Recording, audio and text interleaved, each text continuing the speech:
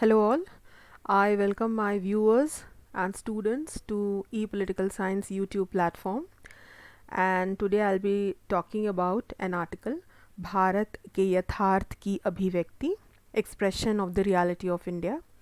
And this understanding of India's reality, this would be an insight for students, and this presentation is inspired by Professor Rakesh Sinha's article. So let us begin with the discussion and uh, arguments on revisiting the preamble, secularism, and socialism in the Indian Constitution. This presentation explores the recent debate surrounding the words secular and socialist in the preamble of the Indian Constitution, offering an analytical and impartial perspective for citizens interested in Indian politics.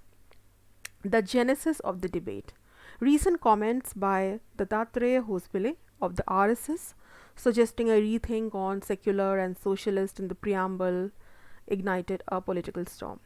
Opposition parties, including Congress, accused the RSS and BJP of attempting to alter the constitution. Now, as far as we try to understand what exactly is democracy and discourse, the essence of democracy lies in the fearless and clear expression of opinions, which enriches societal consciousness. Stifling this is akin to turning a flowing river into a stagnant pond. Now it is fact based, grounding arguments in verifiable information and evidence, logical reasoning, employing sound arguments and coherent thought processes.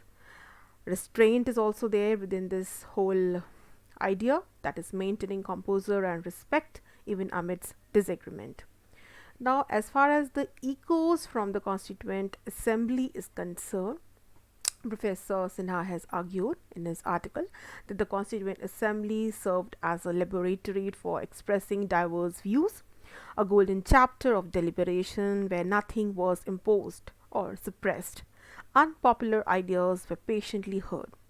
K.T. Shah, a vocal member, proposed adding secular and socialist to the preamble, but his amendment was rejected. Dr. B.R. Ambedkar questioned the relevance of socialist, noting the abundance of provisions for equality, freedom from exploitation, and dignity of labor in the directive principles of state policy.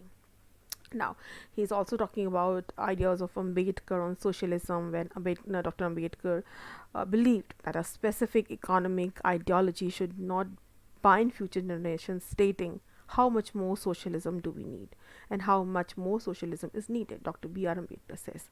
Now, economic philosophies should evolve with time, context, and needs. Indian society advocates for equality, naturally accepting individuals and organizations that address socio-economic disparities.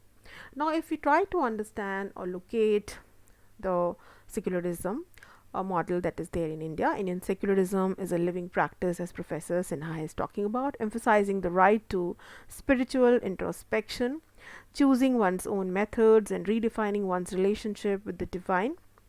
This allows for diversity to thrive without fear. Diversity in harmony. One approach is to embrace and integrate with diversity, seeing it as an intrinsic part of society. Forced uniformity. The other tendency is to homogenize diversity based on the tenets of a particular book or spiritual leader. Now, the more fluid and free from limitations the Hindu way of life remains, the stronger and more effective secularism will be, with the Vedas and Upanishads providing a more solid foundation. Now, if we look into the 42nd Amendment and the recent also 50th a celebration of years of emergency, the inclusion of secular and socialist in the preamble to the 42nd Amendment during Indira Gandhi's emergency is seen by some as a mask to conceal the eclipse of democracy. During this period, centralization of power and cult of personality were at the peak.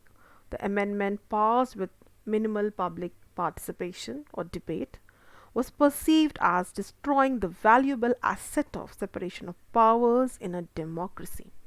Now, if we try to look into the future perspectives, the more futurist idea or the concluding part, we might say that Dattatreya Hosale's recent arguments, they have reignited the struggle between these two approaches.